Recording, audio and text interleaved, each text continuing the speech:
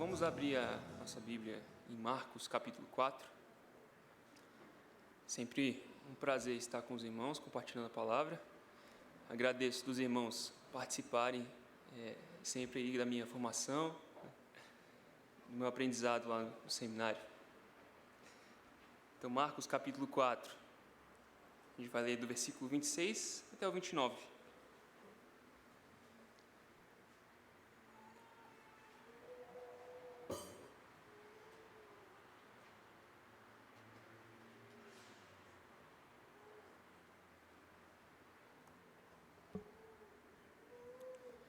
Marcos capítulo 4, versículo 26 até o 29, diz assim: Disse ainda, o reino de Deus é assim como se um homem lançasse a semente à terra, depois dormisse e se levantasse de noite e de dia, e a semente germinasse e crescesse, não sabendo ele como. A terra por si mesma frutifica, primeiro a erva, depois a espiga e, por fim, o grão cheio na espiga. E quando o fruto já está maduro, logo se lhe mete a foice, porque é chegada a ceifa. Essa é a palavra de Deus. Irmãos, vocês já passaram por algum momento em que vocês perceberam, se vocês lembram, que vocês não eram tão importantes assim quanto vocês imaginavam? Eu tive um momento desse quando eu comecei a trabalhar. Nessa época eu fiz ali uma reorganização da minha vida financeira. Aí eu arranjei um cartão de crédito novo e comecei a pagar a anuidade desse cartão, né? Uma vez por ano eu pagava uma quantia. E alguns meses depois eu descobri que meu pai não pagava anuidade. Eu achei interessante, falei, como é que funciona esse negócio, né? Eu perguntei, como é que vocês não pagam anuidade, né? Ele falou, teve um dia que eu fui no gerente do banco, falei para ele, tá muito caro essa anuidade, eu não quero mais esse cartão, pode cancelar, né? Aí o banco, para manter o cliente, falou, que isso, né? A gente tira a anuidade do cartão para o senhor ficar. Aí eu, caramba, é só fazer isso, não, beleza. Então fui no banco, tive um momento lá, né, com a atendente, falei para ela, né, olha, está muito caro essa anuidade, pode cancelar meu cartão, né? A atendente foi para o computador, consultou um pouco, digitou um pouco, passou um tempo, olhou para mim e falou, prontinho, senhor, né? Tá, tudo bem, está cancelado o cartão, não precisa mais ter o cartão de crédito. E aí eu pensei, nossa, eu não sou tão importante assim quando eu imaginei que eu era, né? E aí, com o crescimento do reino de Deus, eu tive vários momentos assim na minha caminhada, porque quando eu me converti, eu tinha essa imaginação de que o reino de Deus crescia a partir de mim, a partir de nós éramos os protagonistas, né, do crescimento do reino de Deus. E aí eu tive vários desses momentos, e um desses momentos foi me deparando com esse texto bíblico, que eu percebi, eu não sou tão importante assim para o reino de Deus quanto eu achei que eu era. Isso porque o reino de Deus, ele não vem de nós, ele vem da parte de Deus, ele vem de Deus. Isso parece muito simples, né? Que o reino de Deus vem de Deus, parece muito óbvio, mas é uma verdade complicada de aceitar. E é isso que Jesus está ensinando nessa parábola hoje, que o reino de Deus vem da parte de Deus. Em primeiro lugar, o reino de Deus vem na soberania de Deus. Aí você pode dizer, nossa, mas ele não começa a parábola falando do homem, né? Afinal, se o homem não lançasse a semente, nada aconteceria, né? Sim, irmãos, a soberania de Deus escolheu usar a pregação da palavra como seu instrumento, né? Escolheu usar homens, né, para pregar a palavra e para crescer o seu reino, né? Mas Jesus já tratou antes dessa questão da responsabilidade do pregador. Então, se vocês lembrarem comigo as parábolas que vêm logo antes, né? Está no momento em que Cristo está pregando com parábolas. É muito importante perceber a forma com que Marcos escolheu arranjar essas parábolas. Então, a primeira parábola que vem aí é a parábola do semeador. E Jesus explicou que, nessa parábola aí, que o semeador é o pregador da palavra, que a semente é a pregação da palavra, e que os solos representam as pessoas e a forma com que elas estão recebendo essa palavra. Ou seja, nessa parábola do semeador existe uma ênfase na responsabilidade daquele que ouve a pregação da palavra. Aí em seguida vem a parábola da candeia. Então, se você olhar só um pouquinho antes, vai ver que tem a parábola da candeia aí. E essa parábola explica que todos aqueles que recebem a iluminação de Cristo devem deixar que essa luz ilumine ao seu redor, certo? O pregador não pode esconder a luz de Cristo. Então, a ênfase dessa parábola está na responsabilidade do pregador, de pregar a palavra de Deus, de semear. Mas agora o foco muda. Se vocês olharem para o versículo 26, leiam comigo.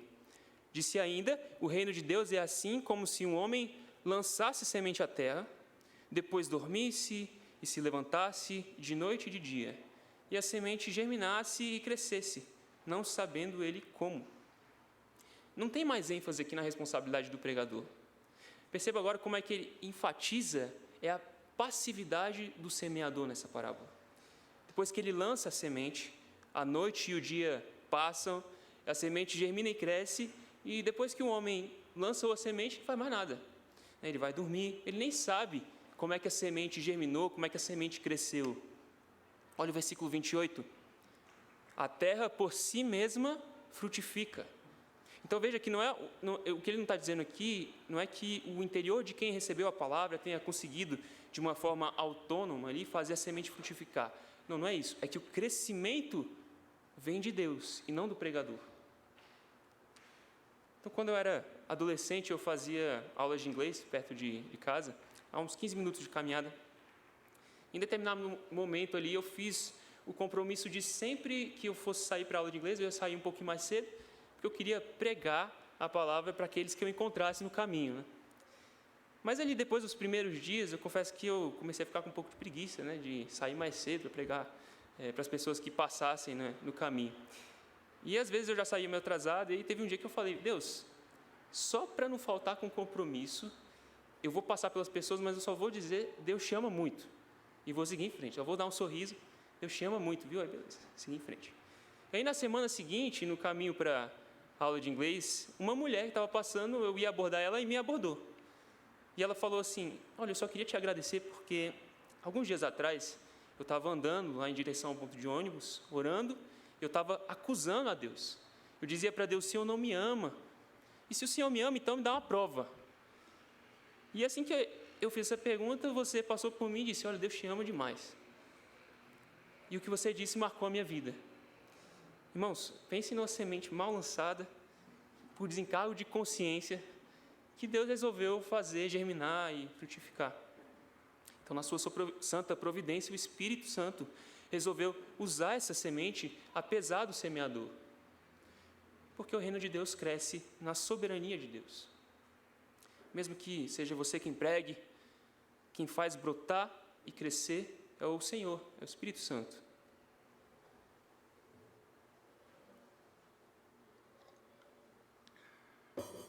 Irmãos, isso é uma exortação para nós. É uma exortação porque tira toda a glória de nós. Você luta pela vinda do reino como se ela dependesse de você. O que você faz quando a sua pregação não dá resultado? O que você faz? Você fica frustrado quando você prega e não vê o resultado acontecendo? Eu já ouvi de irmãos da igreja, outras igrejas, na verdade, falarem assim, né? Eu expliquei para ele o evangelho, né, para um amigo descrente, mas ele é tão teimoso que eu fiquei irritado, né?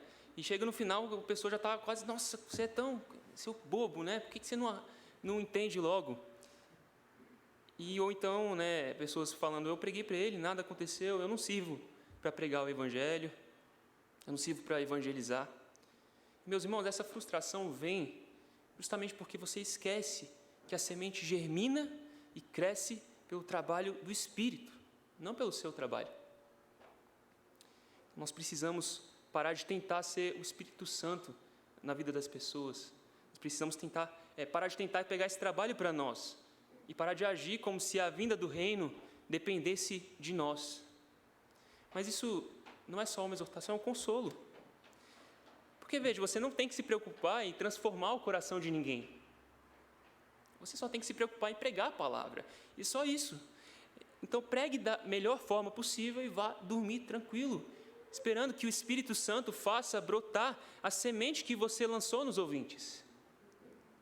E ainda bem, irmãos, que depende do Espírito, porque Ele é muito mais competente que eu e você. E até hoje eu me pego reavaliando aí as conversas que eu tive, às vezes anos atrás, com amigos descrentes, né? Como se o crescimento do reino dependesse de mim. e eu penso, nossa, será que eu devia ter falado isso? Será que eu podia ter falado alguma coisa a mais? Será que o meu argumento fez sentido? Ou então me remoendo por não ter pregado da maneira mais perfeita possível para meus familiares descrentes. Irmão, entenda uma coisa, os seus familiares não são descrentes por culpa sua. O seu cônjuge não é descrente por culpa sua. Não foi a falta de qualidade da sua oratória que levou o seu filho a rejeitar a aliança de Deus com ele. A culpa é de cada um deles. Não tente viver com o peso daquilo que só o Espírito pode fazer. É o Espírito quem vai fazer a semente brotar no coração de cada um deles. E essa verdade, ela devia te encorajar a pregar a palavra. Porque depende do Espírito. E o Espírito é poderoso para salvar, ele é poderoso para fazer a sua pregação surtir efeito.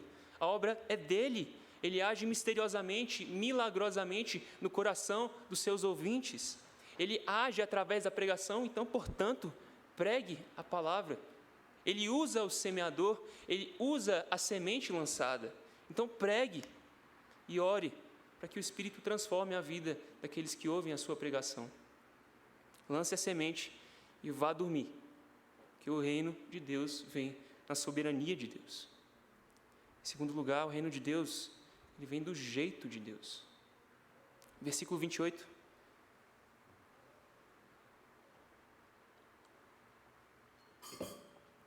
Versículo 28 diz assim: a terra por si mesma frutifica. Primeiro a erva, depois a espiga e, por fim, o grão cheio na espiga. Jesus está dizendo que o crescimento do reino é progressivo. O reino vem de forma progressiva. E os judeus da época de Jesus não esperavam isso. Eles não queriam que viesse o reino de forma gradual, paulatina, progressiva. Eles queriam um Messias poderoso, chegando ali num carro de guerra, esmagando a cabeça dos romanos, libertando Israel ali para um reinado político, um reinado absoluto. Era isso que eles esperavam, mas Cristo está explicando aqui que as coisas não iam acontecer dessa forma imediata. O crescimento vai ser progressivo. Então o reino começa ali com a menor das sementes, e ele fala um pouco sobre isso na parábola da semente da mostarda em seguida. Então começa com a menor das sementes, mas ele avança para ser uma grande e frondosa árvore, chegando a ser abrigo ali para as aves do céu. Jesus podia ter encarnado, sim, como um rei rico de 30 anos, ali com um monte de súditos de uma vez. Podia, se ele quisesse. Mas ele escolheu começar na manjedoura. Filho de uma família sem muitos recursos, e depois, com todos esses milagres e a fama que ele obteve, multidões o seguindo, ele podia ter aliciado ali centenas de soldados poderosos para lutar a batalha contra Roma e trazer o reino logo de uma vez. Mas ele não fez assim. Ele escolheu começar com 12 discípulos. Irmãos, 12 pecadores miseráveis mesmo, 12 discípulos que você nem olharia para eles e falaria, nossa, boas escolhas. Você olharia para eles e falaria, nossa, esses 12, né? Mas o reino cresceria etapa por etapa. O povo de Deus cresceria aos poucos, a partir desses 12 discípulos. E de pregação em pregação, de testemunho em testemunho. E desde que Cristo veio, o seu reino está em constante expansão e funcionou. Olha só, irmãos, a gente aqui, numa igreja brasileira, cultuando a Deus em português, lendo a Bíblia em português, cultuando no mesmo dia que muitos outros povos estão cultuando ao Senhor. O reino de fato cresceu e vai continuar crescendo, o crescimento do reino não acabou. O reino vai continuar se expandindo, toda língua confessará e todo joelho se dobrará ao Rei. O Rei vai estar de novo conosco, Jesus vai nos governar em pessoa. O reino está vindo, mas ele vem de forma progressiva. E eu diria que essa progressividade do crescimento do reino é uma das verdades mais difíceis da Escritura de aceitar. Por que Deus não resolve logo tudo? Eu sei que Adão e Eva foram criados bons, aí depois caíram, mas por que imediatamente depois Adão e Eva caíram, Cristo já não veio logo, né? Redimiu a humanidade, morreu pelos pecados de Adão e Eva, e tudo ficou glorificado e pronto, acabou a história. Seria tão mais fácil, né? Por que o mundo já não está redimido e glorificado? Por que demorar tanto? Por que tantas etapas? Primeiro a promessa de um descendente da mulher, aí depois veio a aliança de preservação lá com Noé, aí depois uma promessa de salvação a partir de Abraão, depois Moisés, Davi, para que tudo isso? E também pensando até no crescimento do reino dentro de cada um de nós, por que o Espírito não santifica a gente de uma vez, né? Fala sério, você já pensou que não seria bom exortar o seu cônjuge e aí ele imediatamente mudar? Pronto. Né? Meu amor, será que você não podia me ajudar ali mais com a louça? Né? Pronto.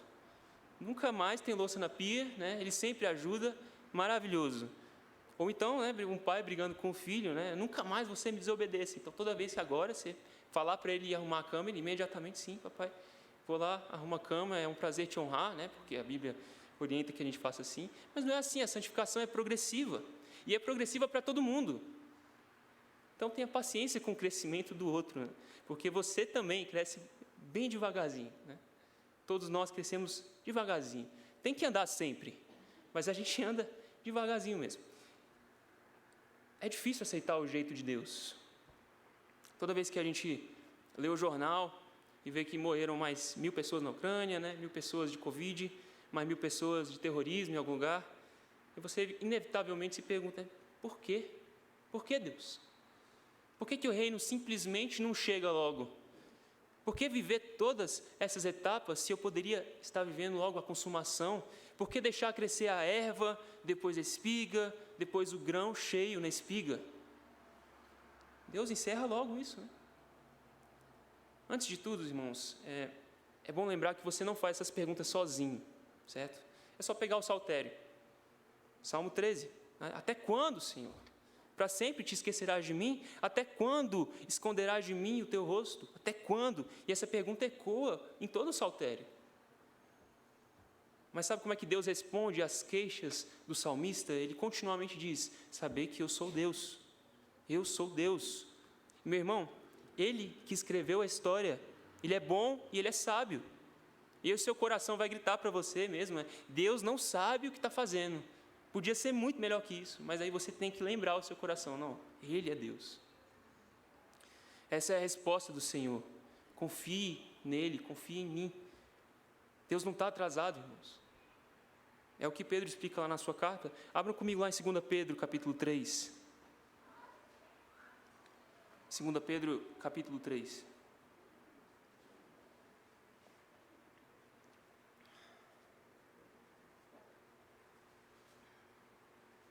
Versículo 9. 2 Pedro 3, versículo 9.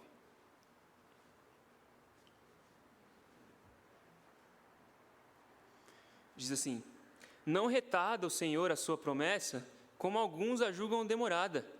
Pelo contrário, Ele é longânimo para convosco, não querendo que nenhum pereça, senão que todos cheguem ao arrependimento. Então Deus fala ali para os impacientes com Ele, né? O apóstolo Pedro fala para os impacientes com Deus, né? Não, na verdade é Deus que está tendo paciência com vocês. Deus é longânimo com vocês. Ele quer que todos cheguem ao arrependimento, então Ele está trabalhando na vida de vocês e Ele tem paciência para fazer isso. Deus tem eleitos em cada etapa da história e a progressividade do reino é justamente o que dá a oportunidade dos eleitos se arrependerem dos seus pecados. Na sua grande obra, meu irmão, Deus escreveu você exatamente neste ponto da história. Você vive na etapa que Deus desejou. Será que você tem ficado insatisfeito com o tempo de Deus? Insatisfeito com a história que Deus escreveu para você? Ou com o ponto da história em que Deus te colocou? Eu te convido a revisitar a sua história e perceber como que o Senhor tem cuidado de você em cada passo. E mesmo que isso não esteja claro ainda, que o Senhor cuida de você em todos os seus passos, ainda não ficou claro por que você está sofrendo, por que está acontecendo o que está acontecendo, confie que o Senhor sabe o que Ele está fazendo. Creia que Ele é bom, creia que Ele é sábio e Ele é todo-poderoso.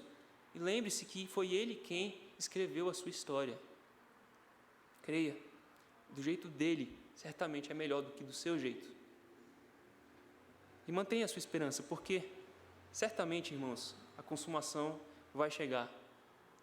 Nós precisamos aceitar então, primeiro, que o reino de Deus vem na soberania de Deus. Segundo, que o reino de Deus vem do jeito de Deus. E terceiro, que o reino de Deus vem na vitória de Cristo. Versículo 29.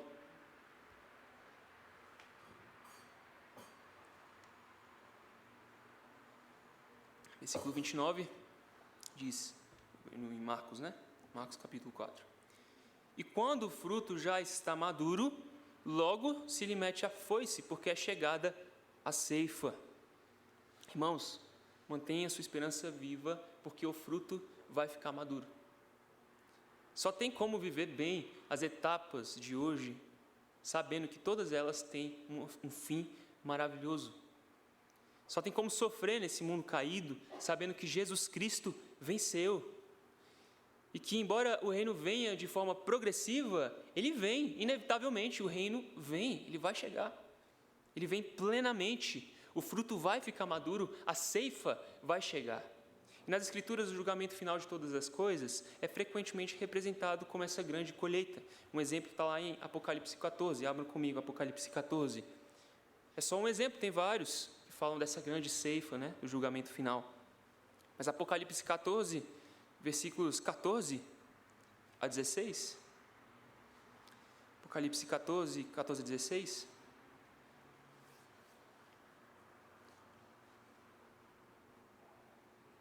Diz assim: olhei, e eis uma nuvem branca, e sentado sobre a nuvem, um semelhante a filho de homem, tendo na cabeça uma coroa de ouro, e na mão uma foice afiada. Outro anjo saiu do santuário, gritando em grande voz, para aquele que se achava sentado sobre a nuvem: toma a tua foice e ceifa, pois chegou a hora de ceifar, visto que a seara da terra já amadureceu. E aquele que estava sentado sobre a nuvem passou a sua foice sobre a terra, e a terra foi ceifada. Normalmente a foice ceifando os frutos maduros, tem a ver com a ira de Deus sendo despejada sobre o mal. E não se engane, quando Cristo vier em vitória, toda a maldade, toda a injustiça do mundo vai ser punida. Agora aqui, Jesus está explorando um outro aspecto da ceifa. Veja, o julgamento final pode ser visto de uma forma muito esperançosa, de uma forma muito alegre também. Afinal, embora o fim dos tempos seja o julgamento dos ímpios, é também a salvação de todos os crentes. É a volta vitoriosa do Senhor Jesus. Então, meus irmãos, vai valer a pena ter vivido todas as etapas, porque o próprio Jesus viveu todas as suas etapas e ele venceu e ele vai voltar em vitória. O Senhor Jesus, Filho de Deus, veio ao mundo, aí ele se tornou homem, submeteu-se a desenvolvimento, aprendizado, ao sofrimento também, e a tudo que eu e você passamos aqui. Ele foi menino, aí ele passou pela educação da sinagoga, aprendeu a ser carpinteiro com o pai dele, e aguardou o ministério público de João Batista, seu primo, chegar. João Batista veio primeiro. Depois ele aguardou o seu momento de revelação ali no seu batismo, a unção do Espírito no seu batismo. E depois ele foi impelido pelo Espírito para o deserto, onde ele derrotou Satanás. E ele começou a pregar na força do Espírito. Ele fez sinais, fez maravilhas que confirmavam a sua pregação. Ele demonstrou inequivocamente que ele era o próprio Deus na terra. Isso ele fez quando ele perdoou pecados. Ele suportou a rejeição do povo, ele foi acusado injustamente, ele foi torturado, foi assassinado, mas aí no terceiro dia ele venceu, ele ressuscitou, ele subiu aos céus, está à direita de Deus Pai, e aí eles estão sujeitas todas as coisas. Ele viveu todas as etapas necessárias, ele passou por toda a progressividade da vida dele para vencer. E é por isso, irmãos, que eu e você podemos ter certeza absoluta de que, inevitavelmente, o fruto vai ficar maduro. A ceifa vai chegar, o reino de Deus vai ser pleno. Essa é a nossa esperança. Você crê na volta de Cristo? Você tem no seu coração a certeza de que a vitória já está garantida? Pois então agora é hora de ter paciência. Tiago, capítulo 5. Abram comigo, Tiago, capítulo 5, versículos 7 e 8.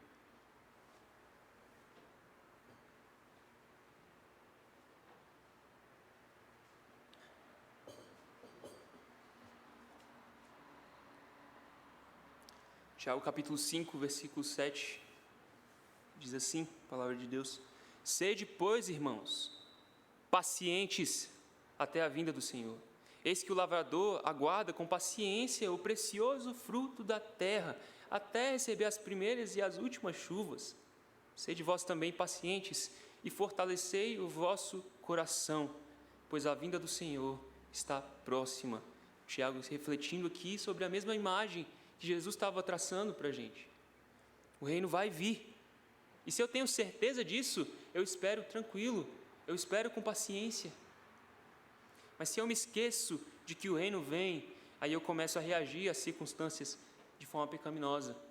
Os leitores de Tiago estavam provavelmente, a gente estudou isso com o pastor João aqui, expôs para a gente a carta de Tiago, e eles estavam passando por muitos sofrimentos, privações, opressões, e conforme eles perdiam a paciência na espera pelo reino, aí eles começavam a se queixar uns dos outros. Continua lendo comigo, versículo 9. Aí ele diz: irmãos, não vos queixeis uns dos outros, para não serdes julgados. Eis que o juiz está às portas. Irmãos, tomai por modelo no sofrimento e na paciência os profetas, os quais falaram em nome do Senhor. Eis que temos por felizes os que perseveraram até o fim, os que perseveraram firmes. Só é possível, irmãos, reagir ao sofrimento de forma santa, com a viva esperança da glória nos nossos corações. E é assim que os profetas conseguiram passar por tanta coisa ruim. Eles ficaram firmes nas promessas de Deus, porque eles tinham certeza. Foram anos e anos de espera, e a maioria deles nem viu a vinda de Cristo. Mas eles sabiam que, vendo ou não vendo, a salvação viria. Irmãos, vocês têm perdido o ânimo nas lutas? Os seus sofrimentos têm te oprimido? A vida tem te sobrecarregado? Eu estou aqui para dizer, não perca o ânimo. O Senhor Jesus venceu o mundo. E Ele voltará na vitória, na consumação dos séculos, e não está longe, está às portas, como o próprio Tiago disse. Não está longe o dia que a gente vai encontrar o nosso Salvador. Eu sei que você já sabia disso, mas se essa esperança não permanece viva no nosso peito, então nós seremos derrotados no dia a dia. Só é possível reagir aos sofrimentos de forma santa, com a viva esperança da glória nos nossos corações. O reino de Deus vem na vitória de Cristo. Em conclusão, meus irmãos, nós não somos os protagonistas. E sabe de uma coisa? É muito melhor viver sabendo disso. Deus é o protagonista do crescimento do reino dele. O reino de Deus vem da parte de Deus. Ele não vem de nós. Ele vem na soberania de Deus. Mas o Senhor deseja te usar. Portanto, pregue a palavra. O reino de Deus, ele vem no jeito de Deus. É necessário que a gente aceite isso com a confiança inabalável de que o jeito de Deus é bem melhor do que o nosso jeito. E por último, o reino de Deus vem na vitória de Cristo. Está assegurado, é certo, é inevitável. Portanto, tenham paciência, irmãos. Jesus está voltando. Deus nos abençoe e nos ajude a viver com base nessa verdade, de que o reino de Deus virá da parte do nosso Senhor Jesus. Amém? Senhor, queremos te agradecer pelo teu reino.